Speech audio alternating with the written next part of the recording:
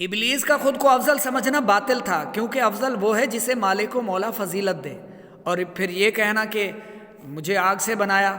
آگ مٹی سے بہتر ہے، تو نیز آگ کا مٹی سے برتر ہونا بھی صحیح نہیں ہے، کیونکہ آگ کی صفات میں تیش ہے، تیزی اور بلندی چاہنا ہے، اور یہ چیزیں تکبر کا سبب بنتی ہیں، جبکہ مٹی کی صفات میں ٹھہراؤ، عاجزی اور صبر ہے۔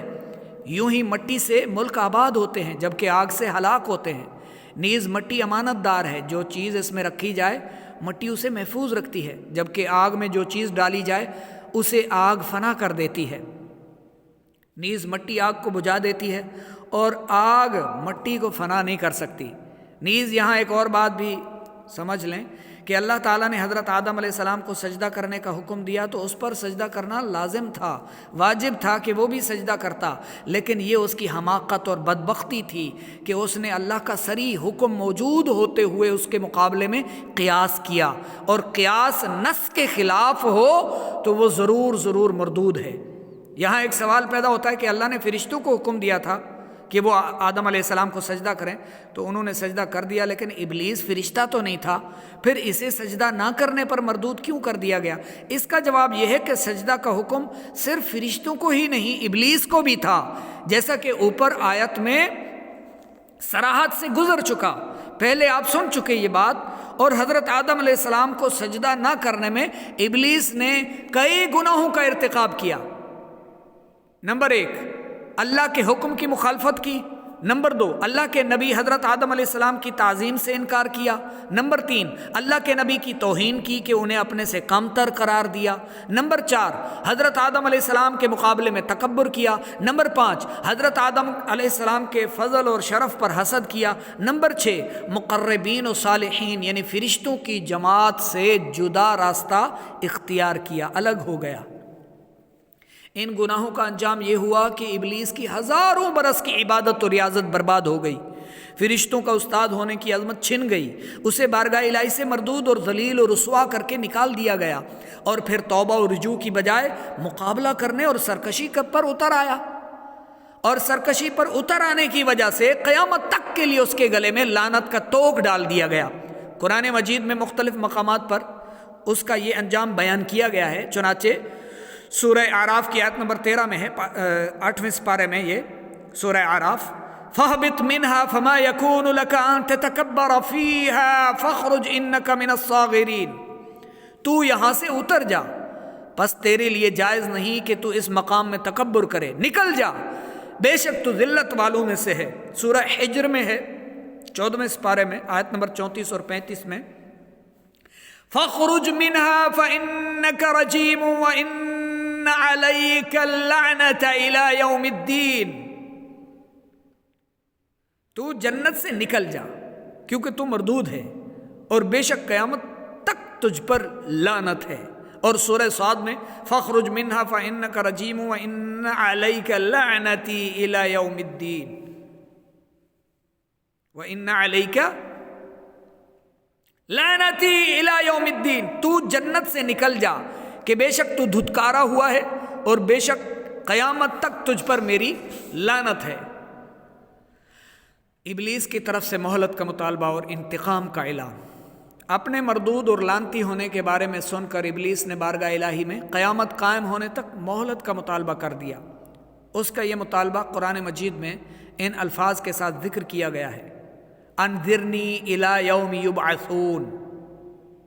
یہ پارہ 8واں سورۃ الاعراف میں ہے 14ویں آیت میں، تو مجھے اس دن تک مہلت دے دے جس میں لوگ اٹھائے جائیں گے۔ سورہ حجر میں ربی فانذرنی الی یوم یبعثون، اے میرے رب تو مجھے اس دن تک مہلت دے دے جب لوگ اٹھائے جائیں۔ یہی بات پارہ 23 سورہ صاد کی آیت نمبر 79 میں بھی مذکور ہے۔ مہلت کے مطالبے کے ساتھ ابلیس نے اپنے مکروہ عزم کا اظہار کرتے ہوئے کہا، اے میرے رب اگر تو نے قیامت تک مجھے مہلت دی تو میں ضرور اپنی ذلت و رسوائی کا انتقام لوں گا، اور اس کی تمام اولاد کو گمراہی کی چکی میں پیس کر رکھ دوں گا جسے تو نے میرے اوپر معزز بنایا ہے۔ البتہ کچھ لوگ میرے مکر و فریب اور گمراہی کے بچھائے ہوئے جال سے محفوظ رہیں گے۔ قرآن کریم میں ابلیس کا یہ عزم ان الفاظ کے ساتھ ذکر کیا گیا ہے، یہ پارہ نمبر ہے 15 اور سورہ بنی اسرائیل کی آیت نمبر 62۔ ترجمہ: بھلا دیکھ تو جسے تو نے میرے اوپر معزز بنایا، اگر تو نے مجھے قیامت تک مہلت دی تو ضرور میں تھوڑے سے لوگوں کے علاوہ اس کی اولاد کو پیس ڈالوں گا۔ لِأَحْتَنِكَنَّ۔ آج کتنے لوگ سنیک ویڈیو ٹک ٹاک پر، یوٹیوب پر واقعی پس رہے ہیں۔ شیطان مردود نے انہیں لگامیں ڈالی ہوئی ہیں، کھیل رہا ہے ان کے ساتھ، اور یہ دوسروں کی عزتوں کے ساتھ کھیل رہے ہیں، لوگوں کے لیے گناہ جاریہ کا ذریعہ بنے۔ خاص طور پر وہ عورتیں، وہ لیڈیز جو سامنے آ رہی ہیں، عورت جو چھپانے کی چیز ہے، وہ سامنے ویڈیو بنا رہی ہیں، وہ لوگوں کے سامنے آ رہی ہیں، لوگ انہیں دیکھ رہے ہیں، اور ڈیٹھ پن ایسا کہ لوگ انہیں سمجھاتے ہیں پردہ کریں، نصیحت کرتے ہیں، وہ الٹا دلائل دیتی ہیں، وہ دلائل لے کر آ رہی ہوتی ہیں۔ نہیں، پردے کی کیا دل کا پردہ ہونا چاہیے؟ کیا صحابیات کا دل نہیں تھا؟ تمہارا دل ان سے بھی زیادہ پاکیزہ ہے، انہوں نے پردے کیے، شریعت نے پردے میں رہنے کا حکم دیا عورت کو، اور یہ عورتیں یقین کیجئے شیطان نے انہیں پیسا ہوا ہے، پکڑا ہوا ہے، جکڑا ہوا ہے، یہ بالکل ٹک ٹاک نہیں چھوڑ سکتی، مر جائیں گی، ٹچ موبائل نہیں چھوڑ سکتی، کچھ کا کچھ ہو جائے۔ ان کو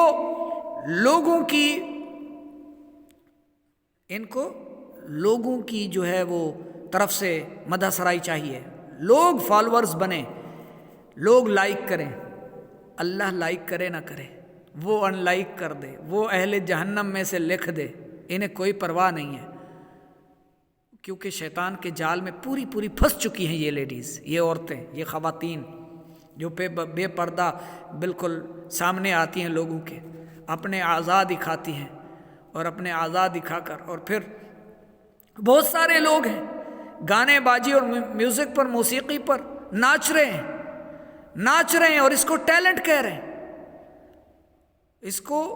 داد دینے والے بھی ایسے لوگوں کو، ایسی عورتیں اور ایسے مردوں کو داد دینے والے لوگ بھی مسلمان ہوتے ہیں۔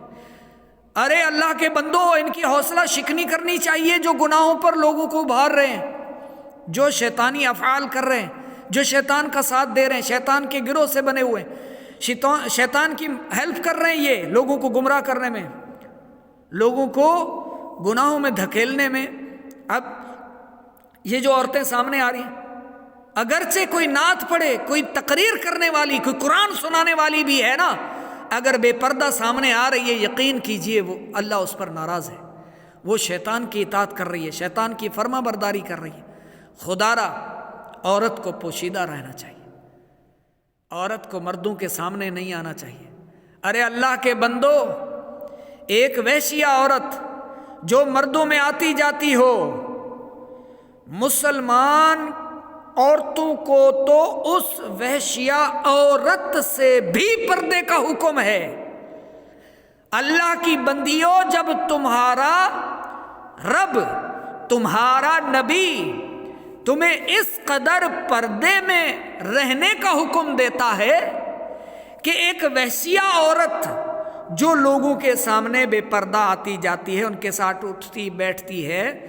تو اس عورت سے مسلمان عورتوں کو پردے کا حکم ہے، عورت سے بھی پردہ، عورت سے بھی چھپ کر رہیں گی۔ تو پھر یہ مردوں کے سامنے جا رہی ہیں، یہ کیسی مسلمان ہیں؟ کیا منہ دکھائیں گی اللہ کو؟ اندھیری قبر میں جب پڑی ہوں گی نا، یہ فالورز کام نہیں آئیں گے، وہاں ان کے لائکس وغیرہ کام نہیں آئیں گے، ان کی طرف سے ملنے والی داد، واہ، نائس، ویری گڈ، کیا بات ہے جی، یہ سب چیزیں کام نہیں آئیں گی وہاں۔ اندھیری قبر میں، تنگ و تاریک گہرے گڑھے میں تنہے تنہا اپنے اعمال کے ساتھ رہنا ہے، ہزار برس، پتہ نہیں کتنا عرصہ وہاں رہنا ہے۔ اور جو ختم ہونے والی چند سالہ زندگی ہے، اس میں پیسوں کے حصول کے لیے، اس میں شہرت کے حصول کے لیے، عزت اور واہ واہ چاہنے کے حصول کے لیے عورت کیا سے کیا کر رہی ہے۔ اے مسلمان مردوں، اپنی عورتوں کو پردے کا حکم دو اور شیطان کے بہکاوے میں نہ آؤ۔ ابلیس کے انتقام کے عزم و اعلان پر اسے جواب دیا گیا، نکل جا یہاں سے، تو وسوسے ڈال کر اور معصیت کی طرف بلا کر جسے راہ ہدایت سے پھسلا سکتا ہے پھسلا دے، اپنے مکر و فریب کے تمام جال استعمال کر لے اور اپنے سواروں پیادوں کے سارے لشکر لے کر انسانوں پر چڑھائی کر دے، تو لوگوں کے مالوں میں اور ان کی اولاد میں ان کا شریک ہو جا اور ان سے طرح طرح کے وعدے کرتا رہے، الغرض لوگوں کو گمراہ کرنے کے لیے تم سے جو ہو سکتا ہے کر لے، لیکن یاد رکھ جو میرے خاص بندے ہیں ان پر تیرا کوئی داؤ چلنے والا نہیں، وہ تیرے وسوسوں اور فریب کاریوں سے بچ کر گمراہی سے محفوظ رہیں گے۔ وہ میری بہنیں، وہ خواتین اللہ کی خاص بندیاں ہیں جو اپنا فیس نہیں دکھاتی، ویڈیوز نہیں بناتی، اپنی آواز کا بھی پردہ رکھتی ہیں، اپنی آواز بھی چاہتی ہیں کہ غیر محرم تک میری آواز بھی نہ جائے۔ سنو مسلمانوں، وہ ہیں اللہ کی خاص بندی۔